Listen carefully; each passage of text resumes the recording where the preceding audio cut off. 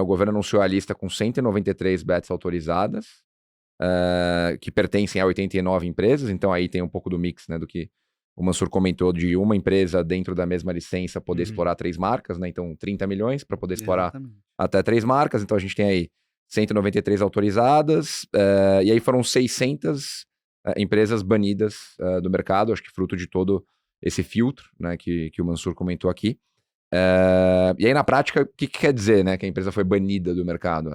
Essa lista de 600 empresas, o que vai acontecer com elas? Elas não podem mais atuar no Brasil? Não.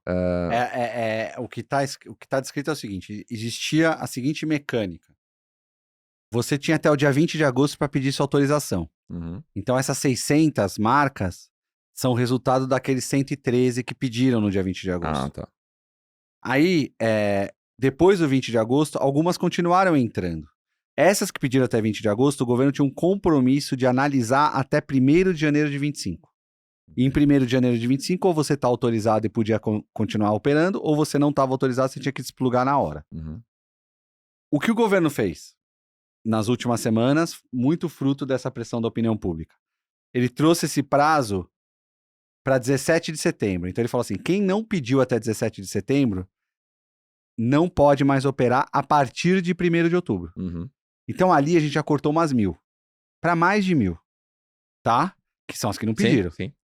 Sobraram as que é o cara que nem ia estar na canalização, né? Que o cara não ia nem estar, que nem queria e que tá apostando na clandestinidade, ou não pode, ou ia pedir depois. Depois, se foram 113, alguns dias depois a gente já tinha quase 120. Sim. Muitos pediram depois e falaram, não me importa, que eu não estou funcionando ainda, não me importa ser autorizado até 1º de janeiro, você pode me autorizar em fevereiro, março, abril. Importante é que ele ia poder operar até 1º de janeiro. O que o governo fez foi encurtar o prazo de transição. Então agora, você só pode operar até 10 de outubro. Essa semana, anteontem, eu acho que foi dia 3 de outubro. Foi na terça-feira. 3 de outubro, o governo deu a lista de quem ele reconheceu que pediu autorização. E que vai poder continuar nessa transição até 1º de janeiro. Significa que as outras estão fora, não vão ser analisadas? Não. As que não foram, ainda vão ser analisadas até 1º de janeiro. Só que elas não vão poder operar até 1º de janeiro. Então elas vão ter que desplugar, que é muito ruim para a empresa. E depois plugar. Nesse desplugar, você perde a possibilidade de patrocinar, por exemplo, um time de futebol. Você perde a possibilidade de fazer propaganda. Sabe esses 4 fatores que eu falei na resposta anterior? Eles vão começar a atuar. A proibição da publicidade, desplugar do meio de pagamento. E ainda o governo falou, dessas que estão fora, se você tá numa dessas, se você não está nessa lista, saca o seu dinheiro até 10 de agosto. Então elas estão começando a ter saques, desde anteontem, saques significativos. Por isso que empresas que pediram e não estão na lista estão indo ao governo, estão recorrendo, às vezes estão indo até o judiciário para dizer por quê? Eu quero entender por quê. E o governo ontem, no dia que a gente está gravando, enviou e-mails explicando cada situação para cada uma dessas empresas. Olha, você tem um problema aqui relacionado a um sócio seu aqui, que está com uma questão judicial aqui, e por isso você foi considerado que não fez o pedido. Você está fora do período de transição, que é esse período que iria de agosto até janeiro. Basicamente, essas 600 estão nessa condição. Então, elas estão obrigadas a desplugar. Esse desplugar vai acontecer no dia 10 de outubro impreterivelmente. Até lá, é o momento que eles podem, em tese, continuar operando, mas já estão sofrendo várias restrições, e a partir deste momento, do 10 de outubro, eles não vão mais poder aproveitar até 1º de janeiro. O que faria eles voltarem a plugar? Se nessa avaliação, depois de 2 meses, eles forem autorizados. O que vai precisar ter uma mudança, porque os problemas que foram apontados precisam ser solucionados. Claro. Se você não passou na peneira prévia, você não vai passar na mais restrita. Então, é uma situação que deixou muitas empresas muito preocupadas. As que não pediram, não pedi mesmo. Sim, já foram. Entendeu?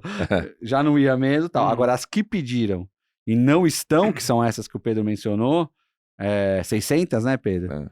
Essas estão numa situação de tentar entender ou reverter ou modificar o entendimento que o pessoal do Ministério da Fazenda tem hoje de que elas estão sem condição mínima de cumprir sequer esse período até 1º de janeiro. Então, é grave. Mas elas não estão fora do jogo, porque se elas forem, eventualmente, de alguma coisa, mudar esse entendimento do governo, mostrar um documento novo, mostrar uma situação nova, elas podem, na minha forma de ler a portaria, elas podem até ser autorizadas antes de 1º de janeiro, e aí elas plugam. Só que para esse mercado eu aprendi que o desplugar é muito ruim, porque o seu apostador, ele procura outra. Se ele gostar de outra, ele não volta para você. Então, 1 dia, 2 dias fora do ar é muito prejuízo para esse mercado. Então, hoje a gente está vivendo um momento, assim, foi uma semana muito difícil para advogados, para pessoal da Fazenda, deve ter trabalhado muito para reanalisar os pedidos. É uma equipe enxuta, sabe? Eu vivi isso, eram 14 na minha época, hoje são quase 60, mas mesmo assim é uma equipe enxuta, é um trabalho, eles são muito abnegados, assim, é uma equipe que trabalha forte, eles devem ter trabalhado muito, e os operadores também, muito assustados, tendo que dar satisfação para cliente, tendo que olhar e ver as pessoas sacando aquelas contas que ficavam lá. Essa coisa da conta depois eu posso até explicar melhor, que houve uma interpretação errada em relação a isso. Se tratou a conta do usuário como dinheiro da operadora, e não é. É dinheiro do usuário que está numa conta da operadora. Está sob custódia da operadora. Sob custódia da operadora, mas houve o saque, então... Enfim, é uma situação hoje é um momento muito instável para essas operadoras que não ficaram na lista que o governo divulgou num dia e depois complementou no dia seguinte. E até trazendo para o caso concreto, que é o que interessa o Marcelão aqui, né? Então, na prática, a gente até viu ontem, né, os comunicados ali de Atlético Paranaense, falando que ia retirar Esporte da Sorte do uniforme, o Bahia foi pelo mesmo caminho, o Palmeiras também soltou um comunicado por conta do futebol feminino, e o Corinthians foi o único clube que disse que, por enquanto, ia continuar com a marca na camisa até o dia 10, esperando maiores informações da empresa. Então, concluindo aqui, então tem um risco grande de que Esporte da Sorte não possa mais ser o patrocinador do Corinthians. O que eu acho é que os clubes, as operadoras, sem dúvida, deveriam consultar, mandar uma consulta formal para o Ministério da Fazenda, Ministério do Esporte. Eu faria uma consulta formal, Ministério da Fazenda, Ministério do Esporte, CBF e Federação Estadual, onde eles estiverem, no caso o Corinthians a Paulista, o Atlético a Paranaense, o Bahia a Baiana, para perguntar até se o governo também tem um entendimento que até o dia 10 de outubro, e mostrar, eu tenho um contrato, se bem que já era sabido por todos que se você não tivesse autorizado em 1º de janeiro, tendo contrato para depois disso ou não, você não ia mais poder estampar, só houve uma antecipação.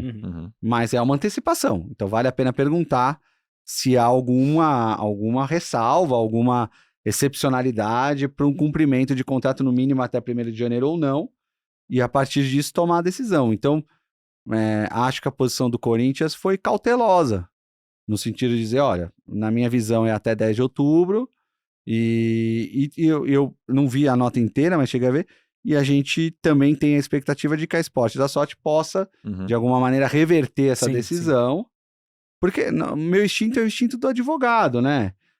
O que está acontecendo em relação ao Esporte da Sorte é muito preliminar. Então, o advogado pensa sempre isso, é nosso instinto. E daqui 2 anos é todo mundo absolvido? Claro. E aí? Sabe? Então, a gente tem um processo judicial que ele é importante para garantir segurança para as pessoas, né? Então, se você pega diante de uma decisão tão preliminar como uma prisão preventiva, por mais que vai te impor uma prisão, ela é preliminar, ela não é fruto do devido processo legal. Às vezes ela não tem nem a apresentação da defesa, ela não tem todo o processo, as provas, mas é preventiva porque tem requisitos que obrigam, de alguma forma, dão ao juiz a prerrogativa de colocar aquela pessoa presa porque ela pode atrapalhar as investigações ou porque ela está continuamente praticando o crime. Esses são os requisitos da prisão preventiva. Mas ela não é uma condenação ainda. Então é preciso ter muito cuidado, porque às vezes nós estamos impingindo quase que a morte civil com base na prisão preventiva. Eu falo isso com muita tranquilidade, porque antes de tudo eu sou advogado. Eu estive em todos esses lugares que você falou, mas minha profissão é advogado. Então, se tem uma coisa que é sagrada para mim, é o direito de defesa, a ampla defesa. Não estou aqui fazendo nenhum julgamento. Que quem for culpado ao final de um processo judicial com ampla defesa e contraditória, que pague a pena duramente, que o Brasil também precisa ter isso. Agora, o que está acontecendo hoje são prejuízos muito grandes, esses saques que eu acabei de mencionar, às vezes com base em situações de sócios, envolvendo sócios, e situações de processos que ainda estão numa fase muito preliminar. Isso me preocupa. Isso me preocupa como cidadão e me preocupa como advogado.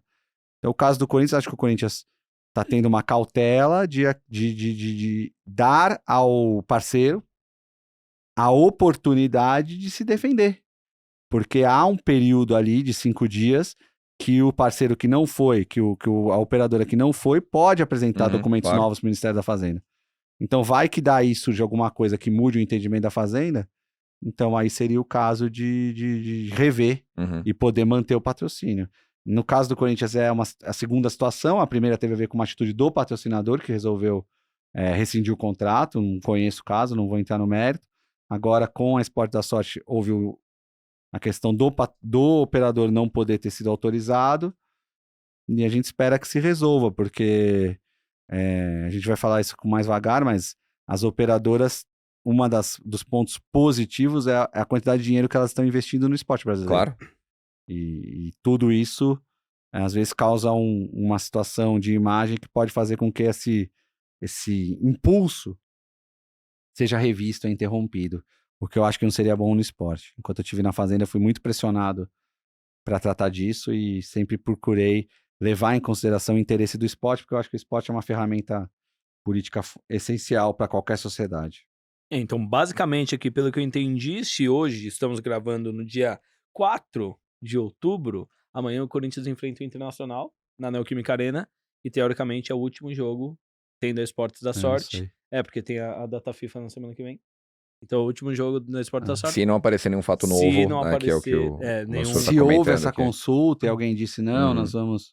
Mas, realmente, a dinheiro de hoje, do que a gente tem de informação, se é o último até o dia 10, seria o último mesmo. E para quem tá ouvindo a gente aí também, fazendo parênteses, né, na parte final da explanação dele aqui, o Mansur tava falando sobre a situação que envolve o CEO da Esporte da Sorte, que tá em prisão preventiva, acusado... Eu nem sei se é o CEO ou se é uma situação envolvendo algo que é atribuído à própria pessoa jurídica, eu não conheço a fundo, mas é com base em procedimentos muito recentes, isso eu tenho certeza. Eu acho que as pessoas têm que ter a oportunidade de se defender, né? Claro, com certeza. Presunção de inocência também, né, no direito.